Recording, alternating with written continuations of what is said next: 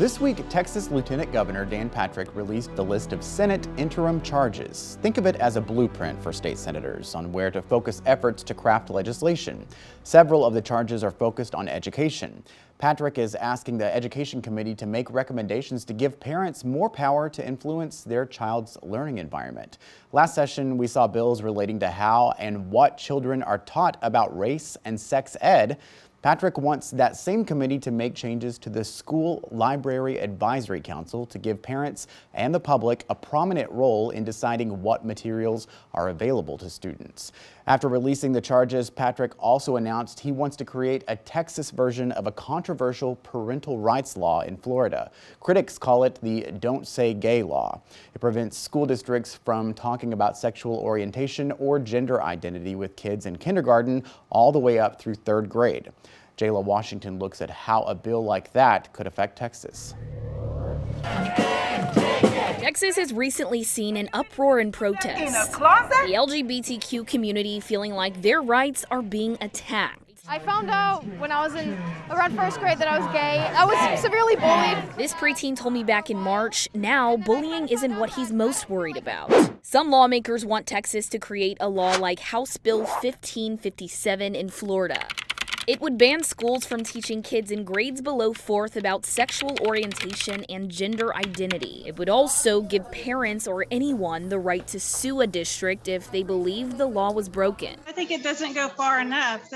The bill should include all grade levels. I'd like to know exactly how it's harming anybody. We didn't talk about these things in school when I was growing up. Evan Donovan, a politics reporter, has followed the progression of the Florida bill. What it's looked like for us is trying to accurately represent what it says in the bill, while also representing what the opponents of the bill say is already happening to it, which is that it's having a chilling effect on speech in classrooms. It goes into effect on July 1st. There's already been a lawsuit trying to stop it. Other aspects of the bill aren't as controversial. It does things like forces school districts to notify parents if there's a change in their student services, forces them to respond to parental concerns within a week. Lieutenant Governor Dan Patrick says this bill would be a priority in next year's session. In Jala, Washington, State of Texas.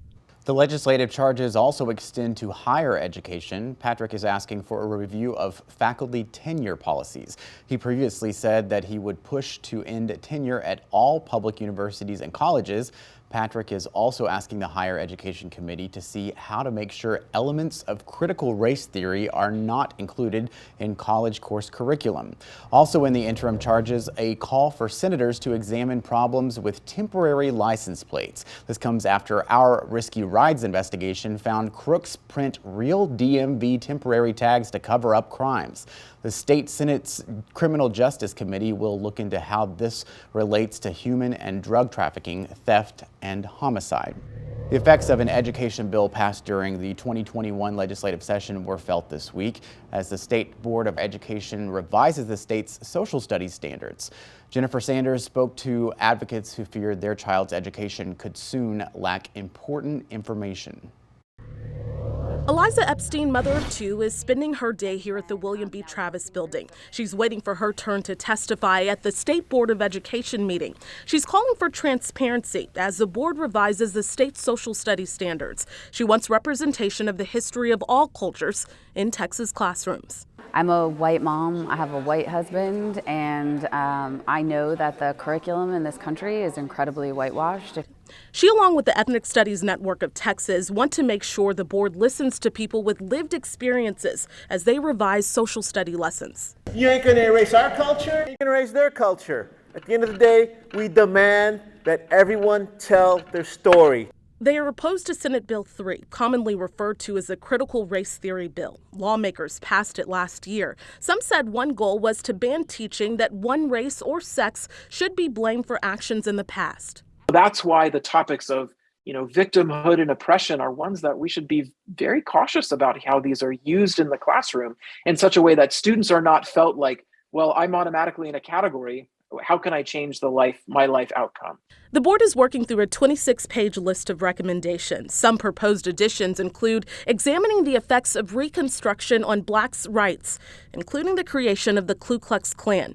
The board will make its decision in the coming months. Jennifer Sanders for State of Texas. This week we got the first look at just how much Texas students fell behind in school during the pandemic. Math and reading scores dropped significantly. Take a look at this graph. It shows the percentage of students meeting star grade level standards. The blue bar is the last pre-pandemic school year. The orange bar is the last school year when learning was mostly in person. And you can see the drop. Advocates say in order to fix it, the state must do more to keep teachers. Texas Republicans get a boost as a Democrat ends her re-election campaign. It would be impossible for a candidate like me who relies on that coalition district to be elected. Shifting lines and flipping districts, how new political maps are already having an impact.